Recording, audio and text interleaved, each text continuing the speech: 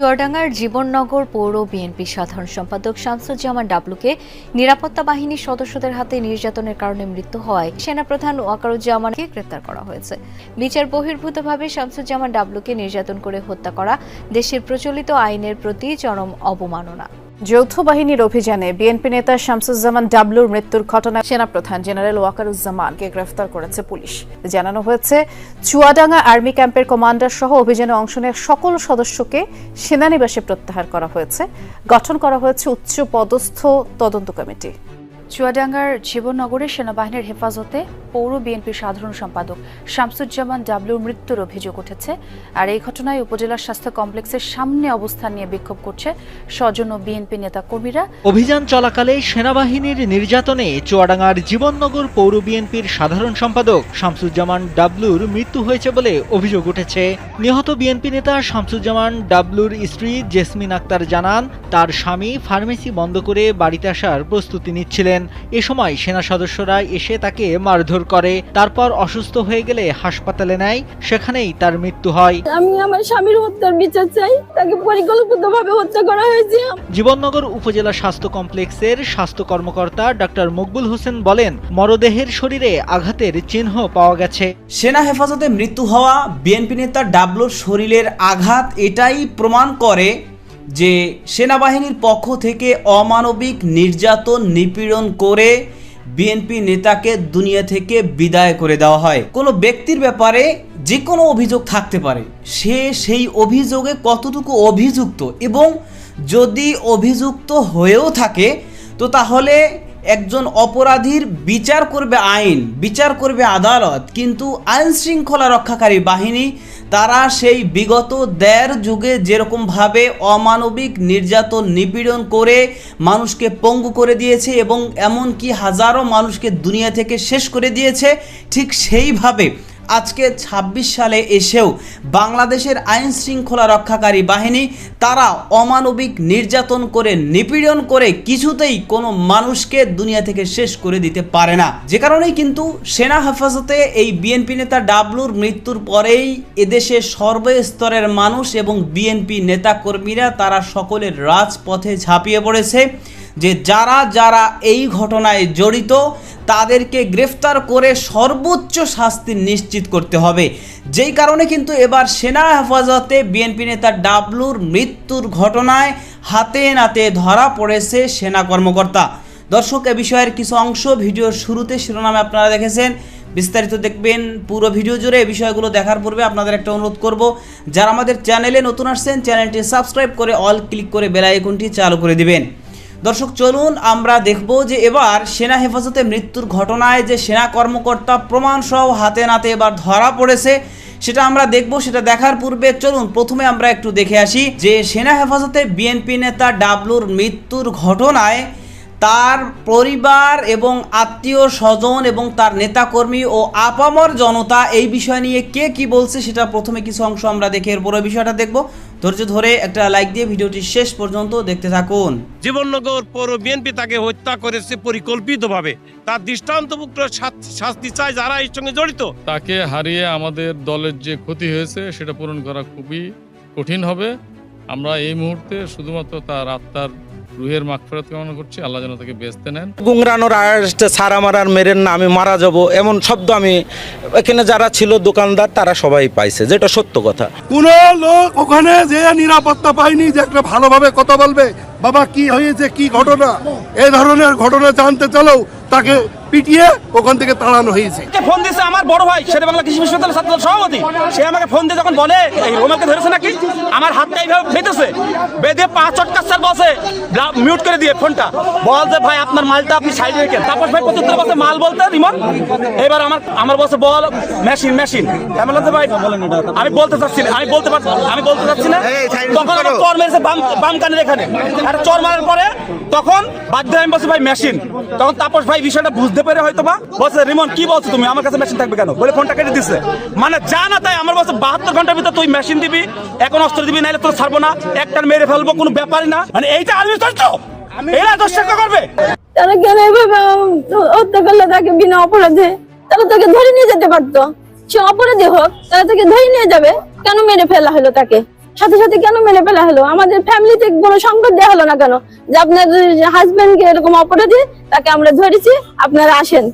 কেন তারা আমাদের বাসায় সংবাদ দেওয়া হলো না? তারা পরিকল্পিত ভাবে এভাবে গুম করে দিয়ে তাকে ফোন করেছে, ধরে নিয়ে এসেছে, সবাই দেখেছে, প্রকাশ্যে ধরে নিয়ে এসেছে। সংবাদ পেয়েছি, তখন হসপিটালে ছিল। মুখি পেইন দিয়ে কিনে চর থাপা প্রথমে মারে, তারপরে সবার কাছ থেকে আমাদের কাছ থেকে ফোন টোন কেটে নেয়। এই জায়গার থেকে কেটে নেওয়ার পরে ওই ঘরে মই ঢুইকে মই আরাম করে হাত পেইনতে মুখ পেইনতে বেতাল 1.5 ঘন্টা ধরে মারার পরে মরে গেছে। ওই হচ্ছে একটা লোক যে তখন সংবাদ দিয়েছে আমাদের বাসায় যে ডাবলু ভাই এরকম মারা গেছে, হসপিটালে আছে। আমার স্বামীর হত্যার বিচার চাই, তাকে পরিকল্পিত ভাবে হত্যা করা হয়েছে। আমার 3টা মাসুম বাচ্চাদের পিতাহারা করা হয়েছে। আমি তাদের সঠিক বিচার চাই। আমি উনি নির্বাচনীয় প্রচারণা সেরে ওনার ব্যবসা প্রতিষ্ঠান হাফিজা ফার্মেসিতে উনি আসেন, এসে ওনার দোকানটা বন্ধ করে উনি বাসার দিকে রওনা দিচ্ছে। এই টাইমে ওনারা এসে ওনাকে জোর করে ধরে পাশের একটা রুমে তখন তাকে পাশে হসপিটালে নিয়ে আসে। উপস্থিত জনতা ভিড় এসে এই আন্দোলন এখনো চলছে। সুষ্ঠু ন্যায় বিচার আমরা দাবি চাচ্ছি। নিয়ে গিয়ে হাত পা বেঁধে অমানবিকভাবে তাহাকে লাঠিচার্জ, বেতাঘাত এবং মুখের মধ্যে গামছা পুরে দিয়ে এক পর্যায়ে মারতে যখন তিনি মারা যায়। এটা সম্পূর্ণ পরিকল্পিতভাবে বিএনপির নেতাদের ওপরে জুলুম অত্যাচার নির্যাতনের মাধ্যম দিয়ে তাকে হত্যা করা হয়েছে, এতে কোনো সন্দেহ নেই। এবং সাধারণ মানুষ ভালোভাবে সেনাবাহিনীর সাথে কথা বলতে গেলে তাকেও কিন্তু মারধর করা হয়েছে। এবং কোন লোক ওখানে যে নিরাপত্তা পায়নি যে একটা ভালোভাবে কথা বলবে, বাবা কি হয়েছে, কি ঘটনা, এই ধরনের ঘটনা জানতে চলেও তাকে পিটিয়ে ওখান থেকে তাড়ানো হয়েছে। এটা হচ্ছে সত্য কথা। এমনকি বাড়ি যে মা বোনদের উপরেও নির্যাতন চালিয়েছে এই অবৈধ সেনাবাহিনী। কাপড় দিয়ে, মুখের উপর ভেজা গামছা এবং পানি দিয়ে অত্যাচার করা হয়েছে যেন তার শব্দ বাইরে না আসে। এবং পাশে যে দোকান ছিল সেই দোকানের লোক যারা ছিল তাদেরকে ওনারা যেতে দেয়নি। তারা তার সমস্ত কথোপকথন তারা শুনতে পেরেছে এবং তার অত্যাচারের মাত্রাটা কি ছিল সেটা তারা উপলব্ধি করতে পেরেছে। আইনগত আমরা প্রশাসনের মাধ্যমে যেতে চাই, আমরা হটকারিতা চাই না। আমরা একটা সুশৃঙ্খল দল, বিএনপির একটা অতীত আছে, ঐতিহ্য আছে, আমরা সেই ঐতিহ্যকে খণ্ডন করতে চাই না। আমাদের অ্যাক্টিং প্রেসিডেন্ট, এখন বর্তমান প্রেসিডেন্ট, তিনি এ ব্যাপারে যথেষ্ট সোচ্চার। আর এর বিচার বিভাগীয় তদন্ত হবে এবং আমরা একটা মামলা করছি আমাদের ভিকটিমের ভাই বাদী হয়ে, এবং আমাদের কেন্দ্রীয়ভাবে একটা মামলা রুজু করা হবে। অভিযান চলাকালে সেনাবাহিনীর নির্যাতনে চুয়াডাঙ্গার জীবননগর পৌর বিএনপির সাধারণ সম্পাদক শামসুজ্জামান ডাবলুর মৃত্যু হয়েছে বলে অভিযোগ উঠেছে। 12 জানুয়ারি চুয়াডাঙ্গার জীবননগর উপজেলা স্বাস্থ্য কমপ্লেক্সে আহত অবস্থায় তাকে নেওয়া হলে কর্তব্যরত চিকিৎসকরা তাকে মৃত ঘোষণা করেন। নিহত বিএনপি নেতা শামসুজ্জামান ডাবলুর স্ত্রী জেসমিন আক্তার জানান, তার স্বামী ফার্মেসি বন্ধ করে বাড়িতে আসার প্রস্তুতি নিচ্ছিলেন। এ সময় সেনা সদস্যরা এসে তাকে মারধর করে, তারপর অসুস্থ হয়ে গেলে হাসপাতালে নেয়, সেখানেই তার মৃত্যু হয়। আমি আমার স্বামীর হত্যার বিচার চাই। জীবননগর উপজেলা স্বাস্থ্য কমপ্লেক্সের স্বাস্থ্য কর্মকর্তা ডাক্তার মকবুল হোসেন বলেন, মরদেহের শরীরে আঘাতের চিহ্ন পাওয়া গেছে। এ ঘটনায় সড়ক অবরোধ করে বিক্ষোভ করেছে স্থানীয় বিএনপির নেতাকর্মীরা। 13 জানুয়ারি বেলা 11:30টার দিকে চুয়াডাঙ্গা জেলা বিএনপির সভাপতি মাহমুদ হাসান খান বাবু ও সাধারণ সম্পাদক শরীফুজ্জামান শরীফ উপজেলা স্বাস্থ্য কমপ্লেক্সে আসেন। এ সময় বাবু খান সংক্ষিপ্ত বক্তব্যে ঘটনার সঠিক তদন্ত করে বিচারের দাবি জানান।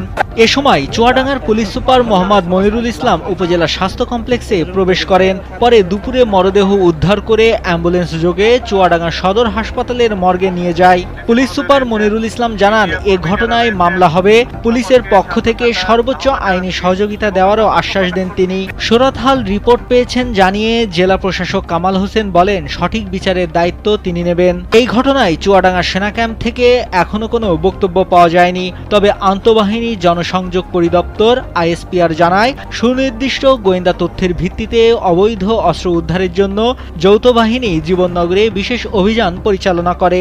অভিযানকালে জীবননগর উপজেলা স্বাস্থ্য কমপ্লেক্স সংলগ্ন একটি ফার্মেসি থেকে অবৈধ অস্ত্র রাখার অভিযোগে মোহাম্মদ শামসুজ্জামান ওরফে ডাবলুকে আটক করা হয়। পরে তার তথ্যের ভিত্তিতে তল্লাশি করে একটি 9 মিলিমিটার পিস্তল, একটি ম্যাগাজিন ও 4টি গুলি উদ্ধার করা হয়। অভিযান শেষে আটক ব্যক্তি হঠাৎ হঠাৎ অসুস্থ হয়ে অচেতন হয়ে পড়লে তাকে দ্রুত জীবননগর উপজেলা স্বাস্থ্য কমপ্লেক্সে নেওয়া হয়। পরে আনুমানিক রাত 12:25 কর্তব্যরত চিকিৎসক তাকে মৃত ঘোষণা করেন। বিজ্ঞপ্তিতে আরও বলা হয়, ঘটনাটি অনাকাঙ্ক্ষিত, দুঃখজনক ও কোনোভাবেই গ্রহণযোগ্য নয়। ইতিমধ্যে ওই ক্যাম্পের ক্যাম্প কমান্ডার ও অভিযানে অংশগ্রহণকারী সব সেনা সদস্যকে সেনানিবাসে প্রত্যাহার করা হয়েছে। সঠিক কারণ উদ্ঘাটনের জন্য একটি উচ্চপদস্থ তদন্ত কমিটি গঠন করা হয়েছে। তদন্তে দোষী সাব্যস্ত ব্যক্তিদের বিরুদ্ধে সেনা আইন অনুযায়ী যথাযথ আইনানুগ ব্যবস্থা নেওয়া হবে। চুয়াডাঙ্গার জীবননগরে আইনশৃঙ্খলা বাহিনীর হাতে আটকের পর শামসুজ্জামান ডাবলু নামে এক বিএনপি নেতার মৃত্যু হয়েছে। সোমবার রাতের এই ঘটনা সম্পর্কে বিস্তারিত জানিয়েছে সেনাবাহিনী। বাংলাদেশ আর্মির ভেরিফাইড ফেসবুক পেজে প্রকাশিত বিজ্ঞপ্তিতে বলা হয়, গত রবিবার 2026 তারিখ আনুমানিক রাত 11টায় চুয়াডাঙ্গা জেলার জীবননগর উপজেলায় সুনির্দিষ্ট গোয়েন্দা তথ্যের ভিত্তিতে অবৈধ অস্ত্র উদ্ধারের লক্ষ্যে যৌথ বাহিনী কর্তৃক একটি বিশেষ অভিযান পরিচালনা করা হয়। অভিযানকালে জীবননগর উপজেলা স্বাস্থ্য কমপ্লেক্স সংলগ্ন একটি ফার্মেসি থেকে অবৈধ অস্ত্র রাখার অভিযোগে মোহাম্মদ শামসুজ্জামান ওরফে ডাবলুকে আটক করা হয়। পরবর্তীতে আটক ব্যক্তির প্রদত্ত তথ্যের ভিত্তিতে টহল দল ওই ফার্মেসিতে তল্লাশি পরিচালনা করে। একটি 9mm পিস্তল, একটি ম্যাগাজিন ও 4 রাউন্ড গুলি উদ্ধার করে। এতে বলা হয়, অভিযান শেষে আটক ব্যক্তি হঠাৎ অসুস্থ হয়ে অচেতন হয়ে পড়লে তাকে দ্রুত জীবননগর উপজেলা স্বাস্থ্য কমপ্লেক্সে নেওয়া হয়। পরবর্তীতে আনুমানিক রাত 12:25 কর্তব্যরত চিকিৎসক তাকে মৃত ঘোষণা করেন। বিজ্ঞপ্তিতে আরও বলা হয়, এই ঘটনাটি অনাকাঙ্ক্ষিত, দুঃখজনক ও কোনোভাবেই গ্রহণযোগ্য নয়। ইতোমধ্যেই ওই ক্যাম্পের ক্যাম্প কমান্ডার ও অভিযানে অংশগ্রহণকারী সকল সেনা সদস্যকে সেনানিবাসে প্রত্যাহার এবং সঠিক কারণ উদ্ঘাটনের উদ্দেশ্যে একটি উচ্চপদস্থ তদন্ত কমিটি গঠন করা হয়েছে।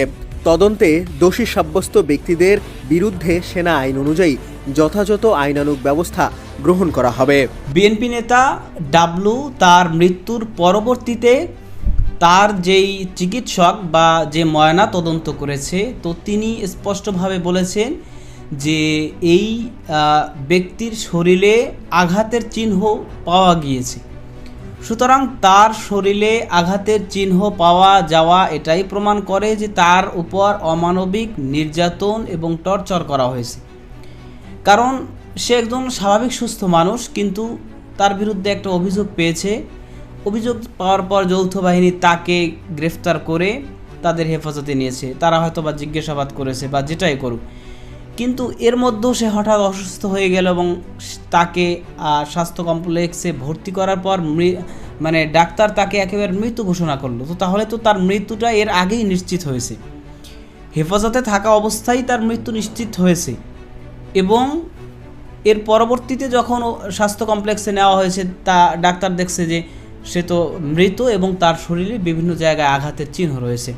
সুতরাং এর মাধ্যমে এটাই বোঝা যায় যে তাকে নির্যাতন নিপীড়ন করে দুনিয়া থেকে শেষ করে দেওয়া হয়েছে। এবং তার স্ত্রী কিন্তু এটাই দাবি করেছে যে তাকে একেবারে পরিকল্পিতভাবে মূলত অমানবিক নির্যাতন করে, নিপীড়ন করে এরপর দুনিয়া থেকে শেষ করে দেওয়া হয়েছে।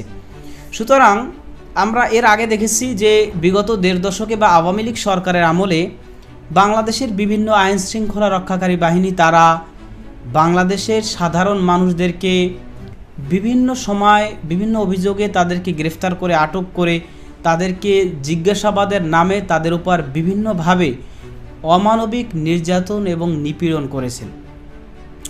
এবং এদেশের লক্ষ কোটি মানুষ যাদেরকে ভালোবাসত তাদেরকেও বিন্দুমাত্র তারা কোনো ছাড় দেয়নি এবং অসংখ্য মানুষদেরকে জুলুম নির্যাতন করে, নিপীড়ন করে তাদেরকে পঙ্গু করে দেওয়া হয়েছে এবং হাজারো মানুষকে দুনিয়া থেকে শেষ করে দেওয়া হয়েছে এই রিমান্ডের নামে অমানবিক জিজ্ঞাসাবাদ করে বা অমানবিক নির্যাতন করে, নিপীড়ন করে।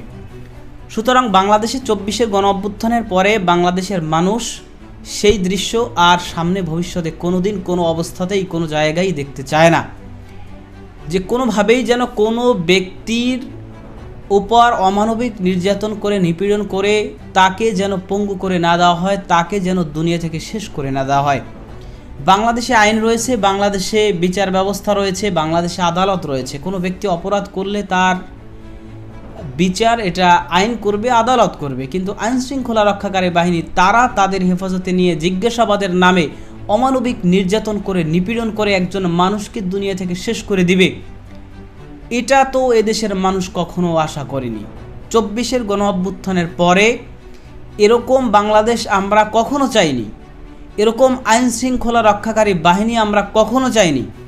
সুতরাং এই ঘটনা যারা ঘটাচ্ছে, হোক এটা অল্প কিছু অথবা যাই হোক, কিন্তু যারা এই সমস্ত ঘটনা ঘটাচ্ছে তাদেরকে একেবারে সর্বোচ্চ শাস্তি প্রদান করা উচিত, যাতে করে এর মাধ্যমে দৃষ্টান্ত প্রতিস্থাপন হয় যে না, ভবিষ্যতে কেউ এ ধরনের কোনো কাজ করতে দুঃসাহস না করে। তো বিএনপি নেতা ডাবলুর মৃত্যুর ঘটনায় যারা যারা জড়িত তাদের সর্বোচ্চ শাস্তির দাবি করছে দেশের আপামর জনতা। আপনি ওই দাবির সাথে একমত পোষণ করেন কিনা সেটা কমেন্ট সেকশনে জানাতে পারেন। ভালো থাকবেন, সুস্থ থাকবেন, দেখা হবে নতুন কোনো ভিডিওতে, কথা হবে নতুন কোনো বিষয়। আজকে পর্যন্তই, আসসালামু আলাইকুম ওয়া রাহমাতুল্লাহ।